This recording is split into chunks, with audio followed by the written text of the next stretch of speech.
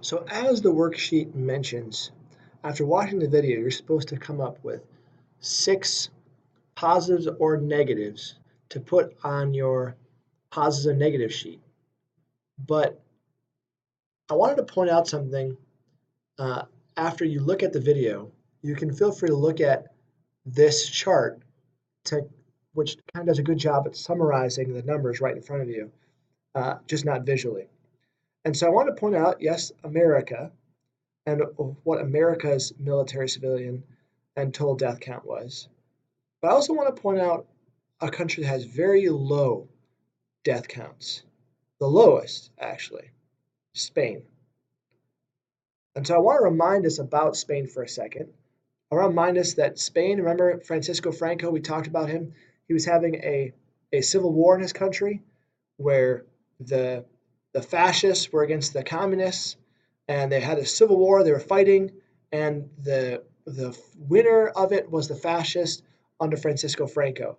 And so Francisco Franco, he is a dictator who's keeping his troops from joining World War II. He does actually ally with Hitler, but he doesn't exactly agree with everything Hitler is about. And so he actually um, decides to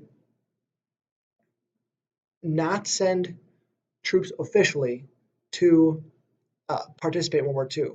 He does sell military products and goods to Hitler, but he does not want to send his troops. So then the question is, why does Spain still have a death count? Well, it has a very small death count because Francisco Franco does allow his troops. He does say, "Hey, I will let you I'll let you volunteer to go fight the Soviets with the Germans in Eastern Europe." And so some of his soldiers volunteer and go, and then there is a small amount that die. And so I just want to point out Spain as to why it has some of the smaller numbers. And for some people, maybe that's a positive about Spain. For some, maybe that's a negative. Either way, take these numbers with at least 6, put them as positive or negative under certain countries. And you can notice the ones that are underlined are the countries that are on your packet. All right.